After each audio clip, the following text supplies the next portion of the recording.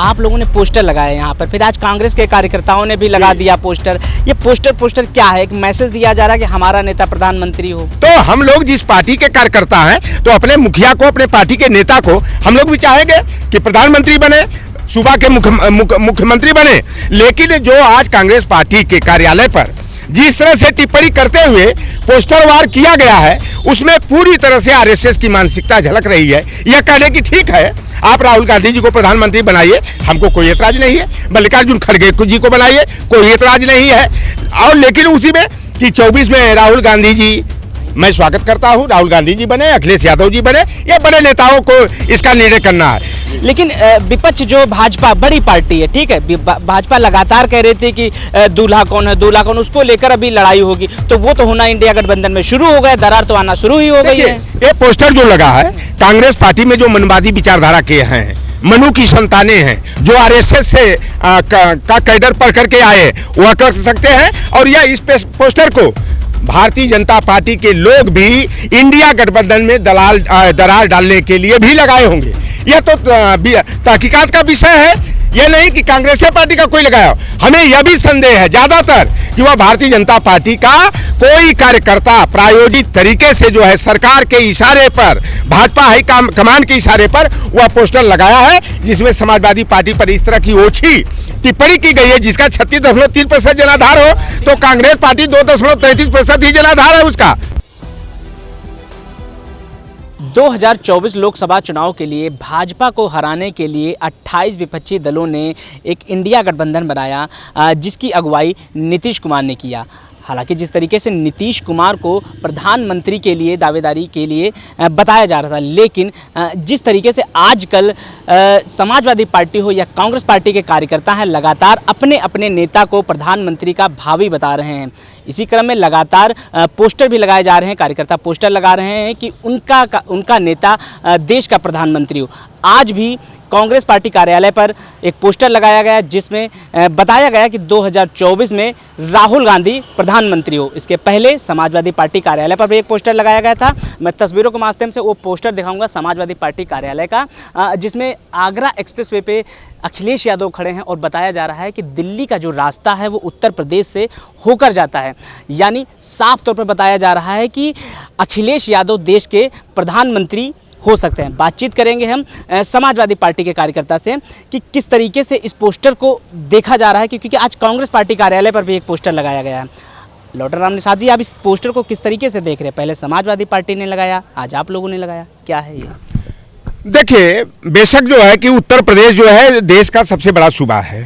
यहाँ 80 सीटें हैं और दिल्ली जाने का रास्ता उत्तर प्रदेश से तय होता है।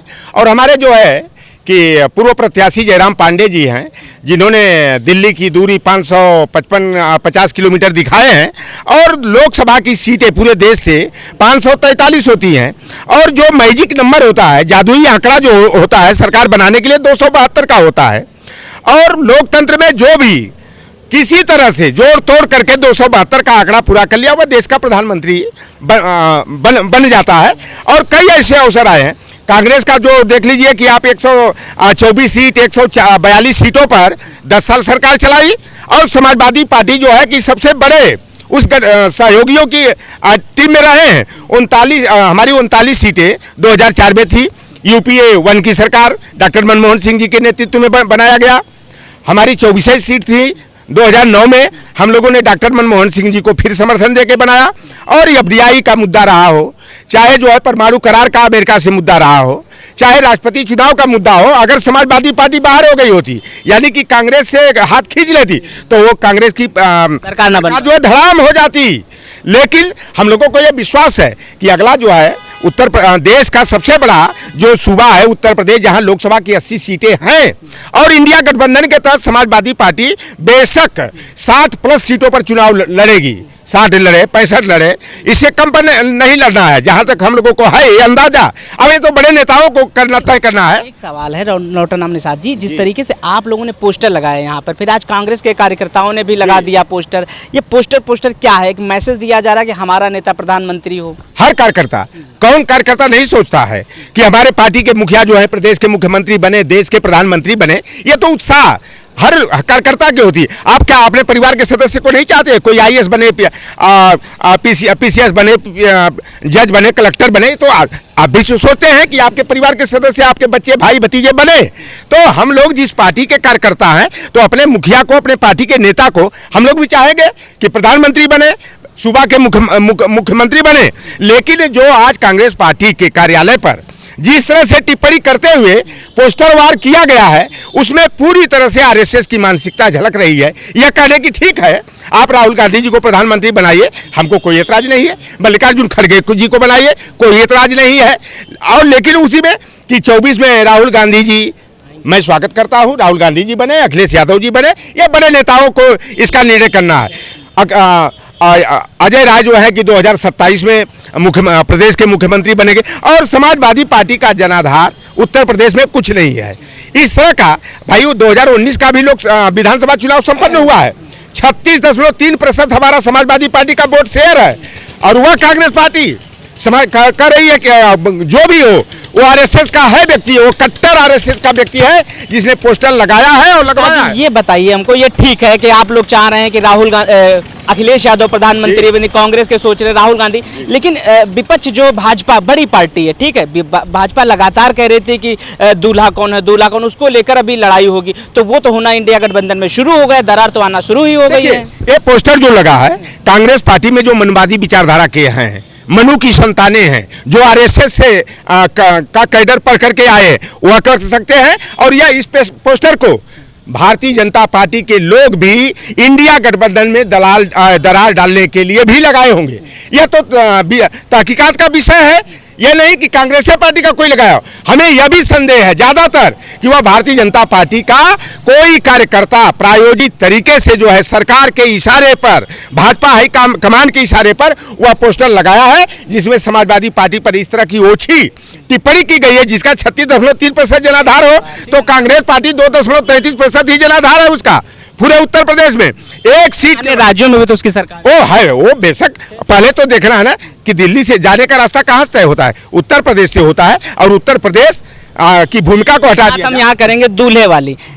भारतीय जनता पार्टी यही तो कहती थी ना कि जब दूल्हे की बात आएगी तो दरार होगी, वो तो शुरू हो गया। भाजपा को तो मौका मिल गया ना एक अच्छा। देखिए, दूल्हा और बाराती वो सब कुछ ठीक हो गया है। हम लोगों का लक्ष्य है ये नहीं कि हाँ ये दूल्हा रहेंगे, यही बाराती रहेंगे, सब तय हो गया है। बाराती अगर तय हो गए हैं तो उसी में से दूल्हा भी है, और दूल्हा आ जाएगा जी। हम लोगों का लक्ष्य है लोकतंत्र और संविधान को बचाने के लिए भारतीय जनता पार्टी को धूल चटाना है, 2024 में एनडीए को हटाना है, इंडिया गठबंधन की सपा। एक सवाल है, जब गठबंधन बना था तब ये बातें हो रही थी कि संविधान को बचाना है, लोकतंत्र को बचाना, लेकिन कैसे अभी तो सभी लोग बताने लगे ना कि हमारा ही नेता दूल्हा बनेगा। अभी सभी लोग, अब भाजपा तो यही कह रही थी। मैं कह दिया, कौन नहीं चाहता कि मेरे परिवार का सदस्य, तो दरार होने लगेगी ना। नहीं, बिल्कुल नहीं दरार। कैसे तो प्रधानमंत्री बन नहीं जाएंगे?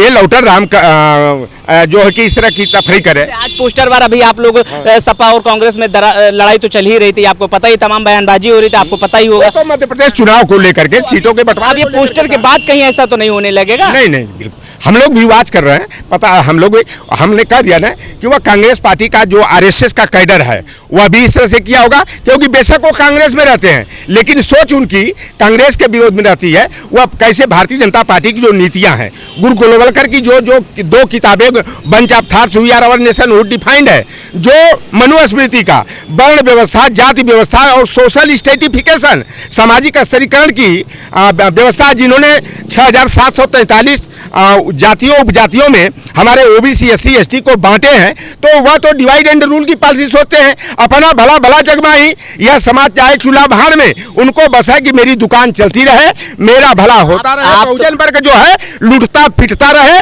संविधान से महरूम होता रहे। सबसे बड़ा सवाल कांग्रेस पार्टी के भी सामने है और समाजवादी पार्टी के सामने भी है। तो कांग्रेस में ही थे ना अभी?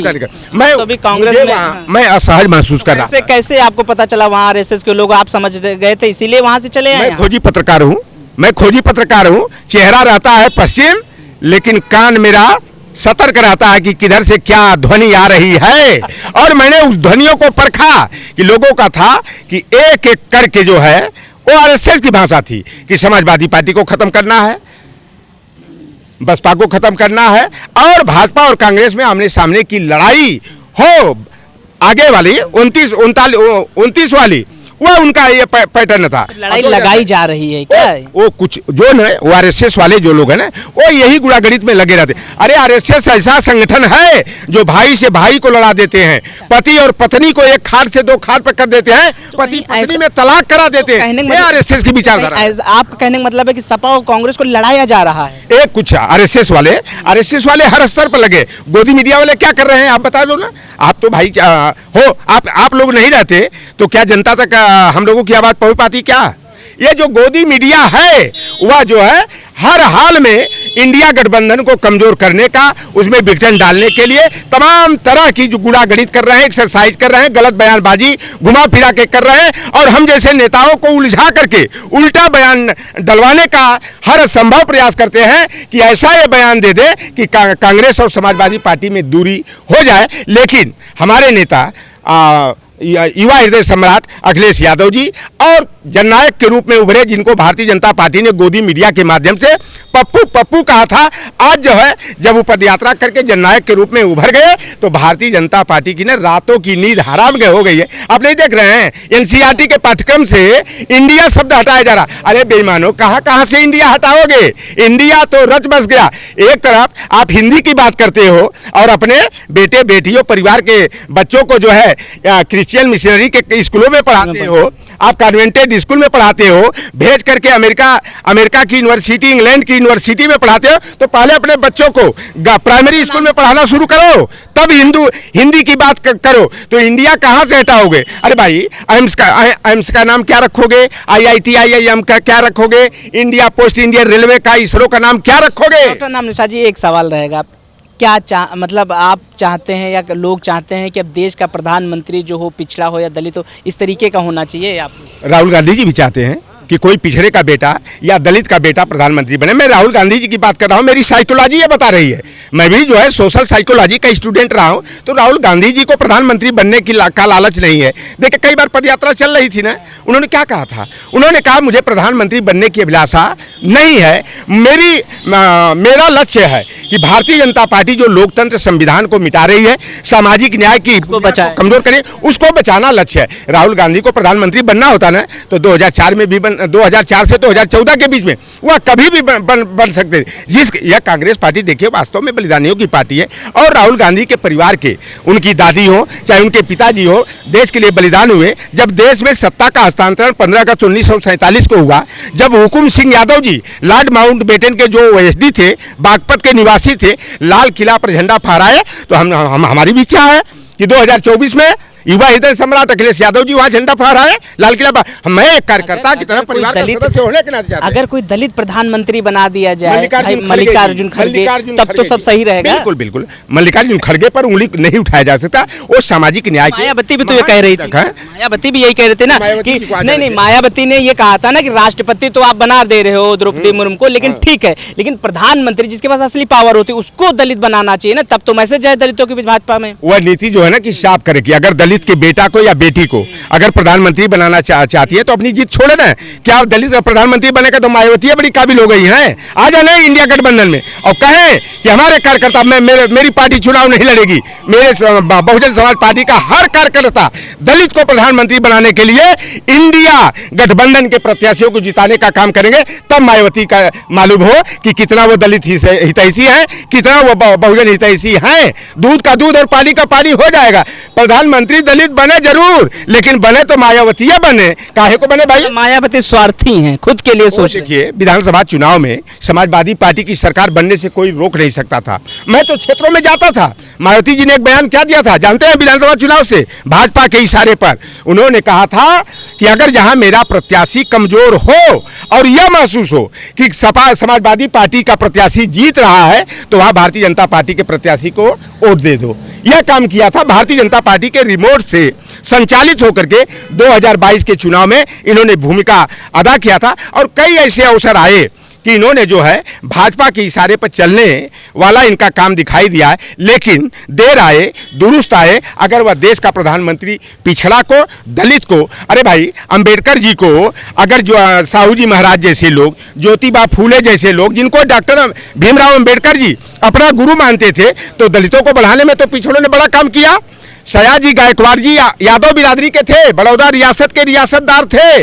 अगर वह वित्तीय सहयोग डॉक्टर अंबेडकर जी को नहीं दिए होते तो अंबेडकर जी जो ना विदेश से जाकर 36 डिग्रियां लेकर के नहीं आए और सिंबल ऑफ नॉलेज कहे जाते हैं, तो उसमें पिछड़ों का ही योगदान है। किसी दलित के बेटे ने 1 रुपया की मदद अंबेडकर जी की पढ़ाई में नहीं किया है। जब भी किया है तो ओबीसी एससी के किए हैं। एक ब्राह्मण समाज का भी व्यक्ति थे जो सरनेम अंबेडकर है, वह ब्राह्मण शिक्षक का सरनेम है। मैं आपको बता दूं तो मायावती जी की अगर चाहती हैं कि बहुजन वर्ग का व्यक्ति कोई देश की कुर्सी पर बैठे तो उनको अपना ईमान धर्म साफ कर देना चाहिए और वह खुल करके कहें कि इंडिया गठबंधन के मैं साथ हूं, मेरा सांसद हो चाहे न हो, मैं मुझे 1 सीट मिले या न मिले, हम बहुजन वर्ग के सम्मान के लिए जो है यह त्याग और बलिदान करने के लिए तैयार है। मान्यवर कांसी राम जी का सपना साकार करने के लिए मैं उनके पद चिन्हों पर चलते हुए मैं बहुजन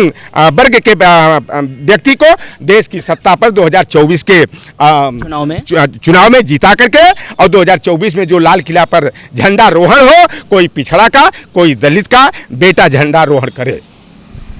तो साफ तौर पर सुन रहे थे लौटन राम निषाद जी को, जो साफ तौर पर बता रहे हैं कि जो ये पोस्टर लगाया जा रहा है ये कार्यकर्ताओं की एक अपनी चाहत है कि उनका नेता प्रधानमंत्री बने। और जिस तरीके से जो कांग्रेस और सपा की जो टकरार चल रही थी, ये कहीं ना कहीं आरएसएस का ही कोई आदमी कांग्रेस पार्टी कार्यालय में मिला हुआ है जो इस तरीके के बयानबाजी और पोस्टर लगवाने का काम कर रहा है ताकि इंडिया गठबंधन किसी तरीके से टूट जाए। कैमरा पर्सन साकेत के साथ मैं Avinash, the Inquilab express, Lucknow.